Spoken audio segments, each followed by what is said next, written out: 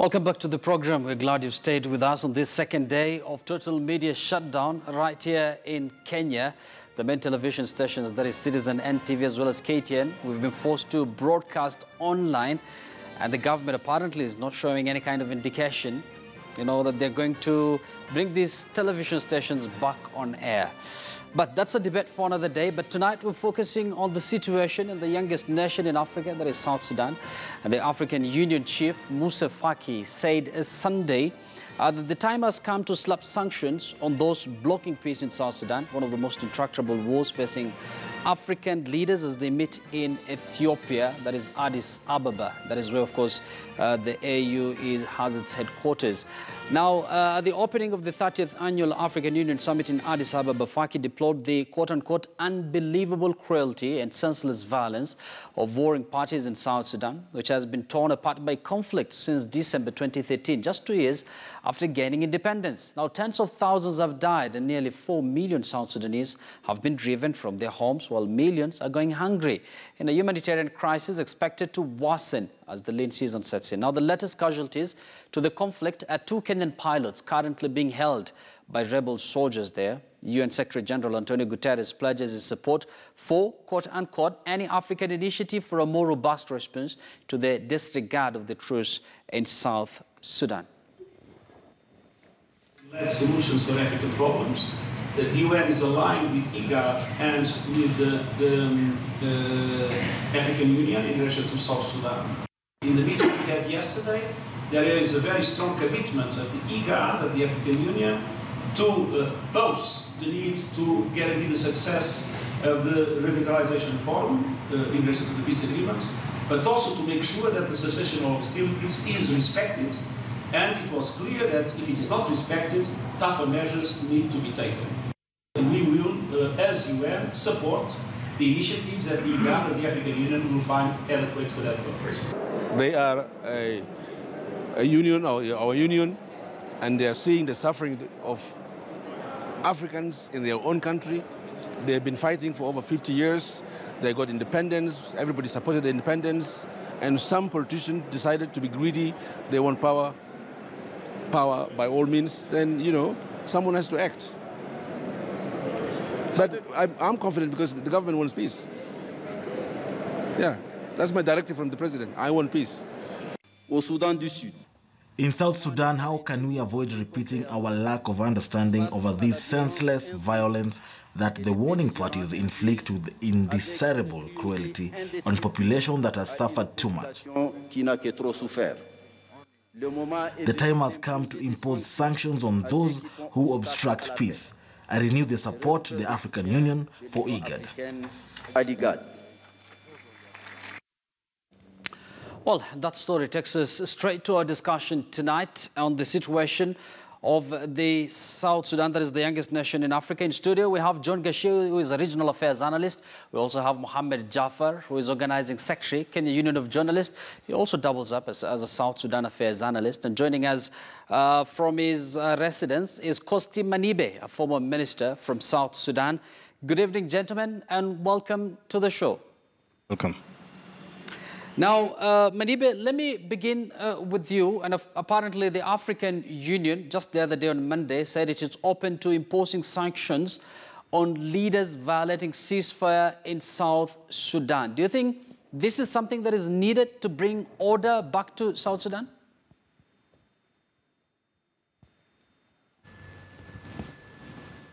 Manibe, can you hear me? Anyway, as we prepare the communication problem there, let me just play back this question to you, Gashie, once again. Do you think it's about time that, with this kind of threats, we can see some sort of stability or some sort of order in South Sudan?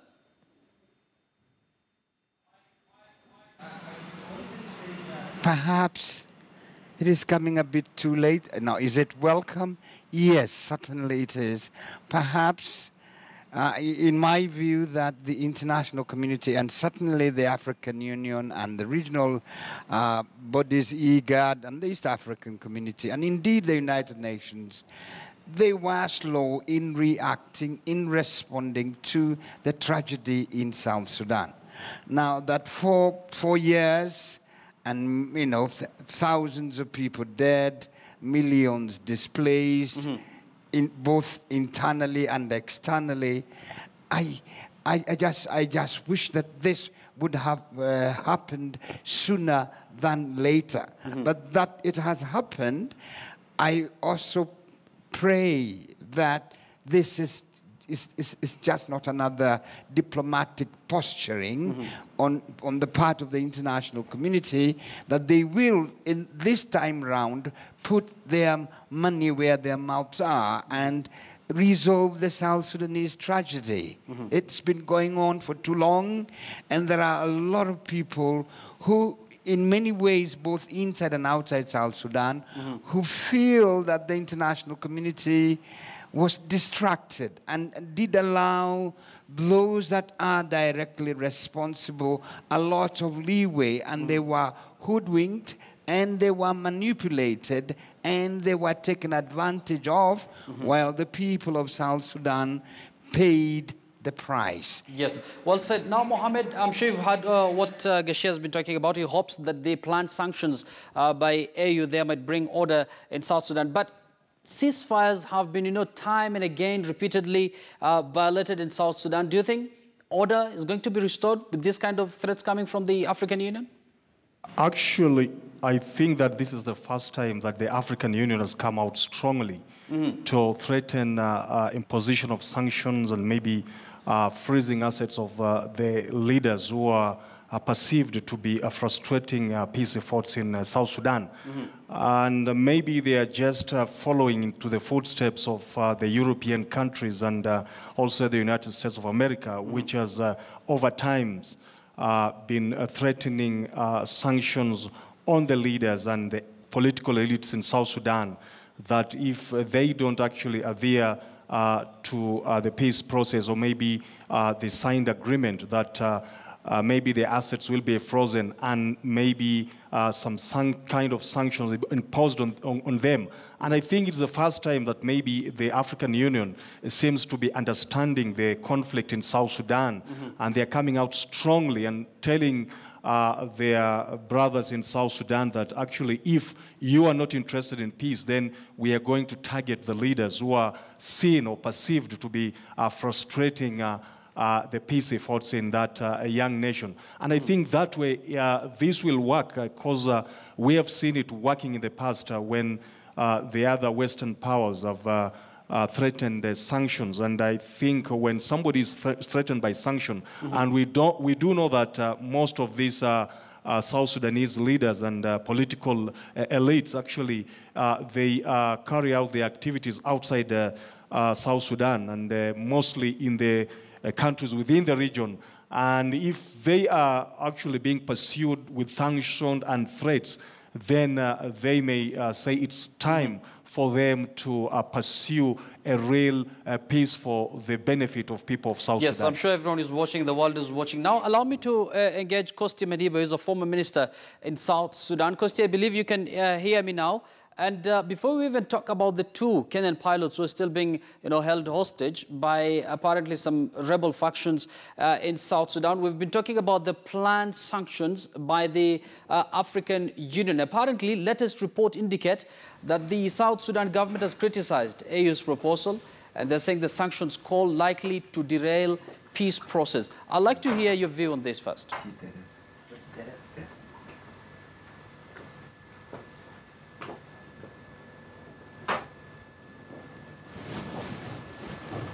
Kosti, can you hear me? I think we have a serious problem there. Now, Gashia, once again, let me just return you back to the hostage situation that we're still, following that story, of course, and apparently two pilots, Kenyan pilots, are still being held hostage by a rebel group in South Sudan. And apparently there are so many rebel groups coming up in this country. Will this perhaps make negotiations even much more difficult for those who are pursuing the release of these said pilots? Yeah, Ibrahim, let's perhaps put it in context that the rebels or the people that have held those two Kenyan pilots hostage are directly, in many ways, under the command under the leadership and possibly under the direction of the former Vice President, Dr. Riek Machar, that they claim that they belong to his faction.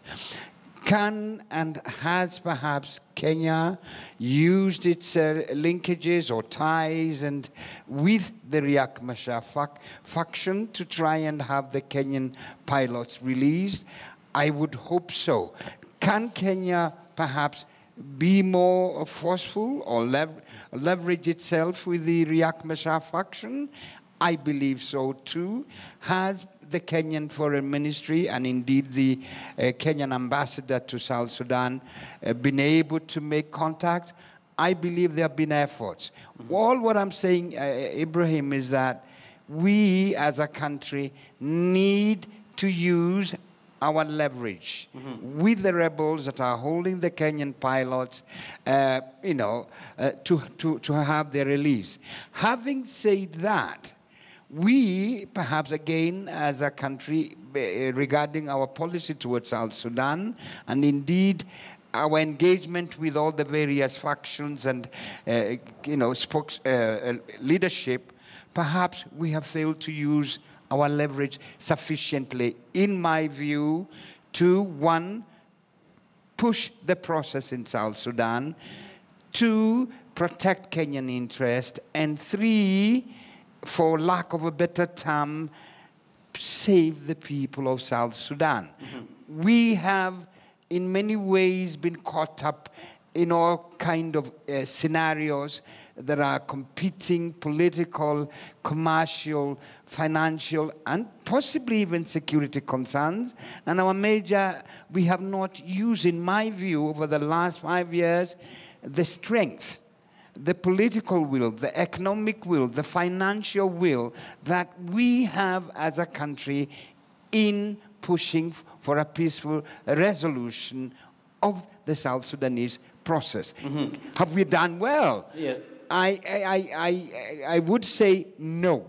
Have we used our leverage? Certainly, at least in the early stages we did, but along the way we did allow, in my view, certain economic, commercial interest to kind of cloud our view of what the larger picture of a peaceful South Sudan would mean for the Kenyan economy, the Kenyan people. And indeed, we are seeing, as you perhaps asked, South Sudan is now spiraling out of control. I think that is, Gashir, that's a major concern, especially for those who are pursuing the release of these two pilots. Now, Mohammed, let me return you back to our earlier discussion with regards to sanctions that the AU is planning. Apparently, there are observers who are saying that this is not something new. IGAD tried it before, the United Nations tried it before, but they both failed. What is so special with the planned sanctions by the African Union this time around? If there will be no political will on the part of the African Union, then on how to implement the sanctions and the threats that they are threatening to impose on leaders and elites of South Sudan, then it is bound to fail because like, for instance, you say the threats and the imposition of sanctions by IGAD failed because you saw some countries within IGAD which we shall not name here, they lack the political will to impose those sanctions on the leaders, on the political elites in South Sudan, and that actually they gave them a free hand to continue operating the way they lacked in those countries, particularly the IGAD countries, which you saw the report this week by the United Nations, accusing some IGAD and regional countries of having vested interest of actually fueling the conflict in South Sudan. So without any political will, without coming out forcefully and saying, indeed, we are imposing the sanctions, then they are bound to fail. If the African Union pursues the same line that was pursued by IGAD or other regional leaders, then that threat of imposing sanction or freezing the assets of the political elites in South Sudan or the leaders perceived to frustrate the peace process, then it will not be successful this time round also. Well said, Mohammed. Now, I understand Kosti Madibe, who is a former minister of South Sudan, is now with us, and I hope you can hear me now. Now, Kosti, Good evening. It's good to have you back on the show. And apparently, we're talking about these planned sanctions by the African Union on South Sudan. And the government there has already reacted. And they're saying they've actually already criticized the AU's proposal. And they're saying sanctions call likely to derail peace process in South Sudan. First of all, what's your view on this? First, thank you for having me on this show. I think the issue of sanctions have long been outstanding, and it is good that IGAD and AU are coming back to it. In my view, sanctions is one of the points of leverage that IGAD and the mediation process can apply so as to get compliance from the parties. There is, of course, the argument sometimes put from some quarters saying that sanctions are normally never effective, or that they affect the wrong people.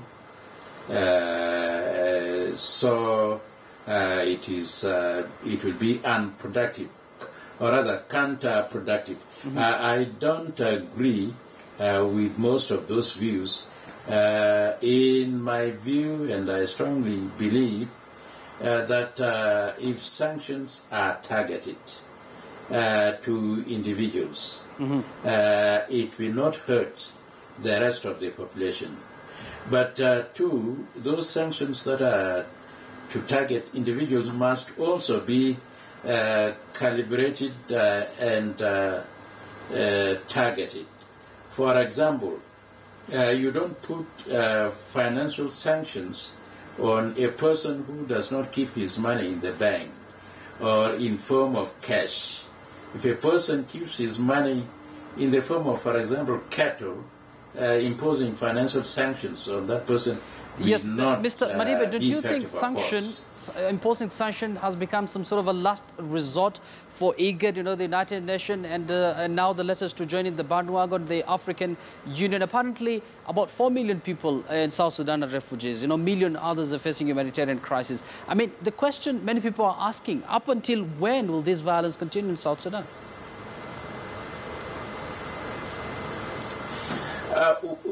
Pardon, can you repeat the last part of your question? I'm saying the AU now deciding to, impose sanctions on South Sudan. This is some sort of a last resort that, they're putting into effect. So people are talking about, 4 million refugees in South Sudan. Millions others are facing humanitarian crisis. So the main question is, up until when, is Africa, the world, continue seeing this violence in South Sudan? Does this bother these rebel fighters at all?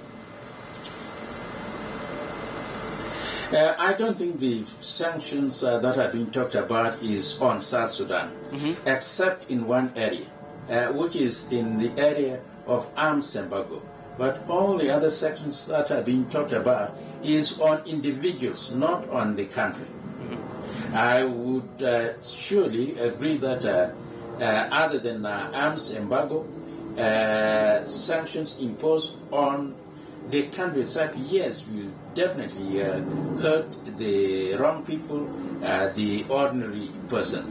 If it is only arms embargo, it will not hurt the ordinary person, it will not hurt the average person. It will cut off the flow of arms into the country. That means surely the level of violence using arms will reduce. Of course, that should be the last resort, because arms embargo, once imposed, cannot be lifted easily when you want it. And that is why I think almost all South Sudanese have not in the past pressed for arms embargo, simply for that reason. But of course, it has taken now years and years. Yes, Kosti, unfortunately, we're out of time, and I'd like to hear John Gashier's and Mohammed Jaffar's final comment. But before I release you, Mr. Kosti, apparently a peace deal was signed a few years back, and in 2016, that is in July 2016, it collapsed, forcing Riek Machar into exile. And apparently, since then, new armed groups have been coming up in South Sudan. Would that complicate the peace process even further, very briefly? It will to some extent, because now there are more parties that have to sit around the table. But that is not necessarily a bad thing, because the more the parties are to the negotiations, it means the more acceptance across South Sudan you will have any agreement that is reached. Even if there were not many armed groups, widening the scope of negotiations, peace talks, as much as possible is a good thing by itself. Kosti Manibe, thank you very much for your comment. Now, Gashia, we only have 2 minutes, and I'm going to give you a minute each between you and Mohammed. Moving forward, I mean, what is the future like for South Sudan? Because we continue seeing violence up now, time and again, and those who are considering this some sort of a tired story, even as millions continue facing some sort of a humanitarian crisis. 4 million South Sudanese are still, considered as refugees. This, Yusuf, that within perhaps sooner than later, and much sooner, South Sudan will unravel unless it will be a failed state. Unfortunately, the international community, and for me, other than the international community, I'm looking at Kenya, I'm looking at Uganda, I'm looking at Ethiopia and Sudan. And what I'm seeing is a spillover. It's a security issue. It's a humanitarian crisis. It's an economic collapse. So even before we talk about really who should bear the largest responsibility, Kenya, Uganda must, in their own national interest, security interest, be more engaged, be more involved, and be more proactive. And a starting point is for them to try and contain a lot of these so-called leaders in South Sudan, both within the government and without the government, who use Nairobi, Kampala as areas of which to plan all these massacres and killings of innocent South Sudanese. They are in Nairobi, they are in Kampala. They move in and out of Nairobi, Kampala, Addis Ababa as though they own this country, and without a care, and they are allowed to get away with it. Well said. Mohammed, as you make your final comment, apparently the UN ambassador, Nikki Haley, once told the Security Council that President Salva Kiir's government was, quote-unquote, increasingly proving itself to be an unfit partner in efforts to restore peace. Do you think the government there is partly to blame also because of the situation in South Sudan? I think also the government in South Sudan, yes, is partly to blame for the crisis, because you remember 2 weeks ago, the president was in South Africa, and actually he was trying to prevent Riek Machar from joining the peace process. And in so doing, it only escalates the conflict. Instead of getting a homegrown solution, that is why you see a lot of smaller groups are emerging. 2 weeks ago, a former presidential advisor who was with the government actually broke away from the government and went and formed his own militia group around the equatorial region. And this is a very dangerous trend which we are seeing in South Sudan. First of all, they should think about getting a homegrown solution to South Sudan by involving all the leaders, all the political elites. Because if they say they are going to engage, let's say, Uganda and Kenya, these are countries with vested interest, economic interest, and they may not necessarily be for the interest of the people of South Sudan. Yes. And that is South Sudanese should understand that for them to resolve this issue. Manibe, you have a minute. Would you consider the current President Salva Kiir as an unfit partner when it comes to efforts to restore peace in South Sudan? I think that is a very correct and accurate statement. I think everybody has seen it. First, it was President Kiir's government, or Kiir himself with his associates, who caused the war, who planned the war. They caused it. They refused to negotiate to begin with, even though the problem was simple that could have been undertaken and resolved within a matter of months. It took more than 2 years for a simple problem to be resolved. And once an agreement was signed, he first refused to sign it, and later, after signing it, he put reservations that the agreement was neither a Holy Bible nor a Holy Quran, which means it was subject to violations, renegotiation, and that is precisely what happened. He did not implement the agreement. Instead, the war continued. He continued with the war and widened it from being only with IO and restricted initially to Upper Nile. It now has covered the whole of South Sudan, largely by the government. So yes, that really does show that he is unfit partner for those who want peace in South Sudan. Actually, that was a statement by UN Ambassador Nikki Haley. Thanks a lot. Thanks a lot, Kosti Madibe, for your input. He's a former minister of South Sudan. Earlier spoke to John Gashew, who's a regional affairs analyst, as well as Mohammed Jafar, who's organizing secretary, Kenya Union of Journalists, and also doubles up, of course, as South Sudan affairs analyst. Many thanks, gentlemen, for your input. And now let's cross over to our images of the day and the world's tallest man, Sultan Qasim, and the shortest woman, Jyoti Amje, visited Egypt's Giza pyramids over the weekend as part of a campaign which aims to revive the country's struggling tourism industry. Now, Qasim and Amge were invited by the Egyptian Tourism Promotion Board. It was the first time for either of the record breakers to visit the North African country. 35-year-old Sultan Qasim, you can see him there, towering, is of Kurdish origin. It stands at 2.51 meters. He is considered the first person in more than a decade to officially measure more than 8 feet and is one of the only 10 confirmed cases in history, according to the Guinness World Records. Amge, a 24-year-old actress who stars in the American television series American Horror Story, is just 62.7 centimeters tall. Now, the visit follows a string of visits by celebrities, including Hollywood actor Will Smith and reality star Kourtney Kardashian last year, as well as Argentinian football player Lionel Messi. And before we end the show tonight, earlier we did ask you an authoritative poll. Do you think sanctions against South Sudan will help restore peace and sanity in that country? Of course, we had that discussion earlier, and 39% of you said yes, and 61% of you said no. At Storm Hunter says that is like trying to impose heavy taxes on imported goods. The end result is the consumer will always pay a lot of money for less quality products. Something can say to sanctions. Imposing sanctions will only worsen things there. At Lindende Ochieng says, no, these are used to hard jungle life. Sanctions will not have major impact on them to rescind from their hard stance.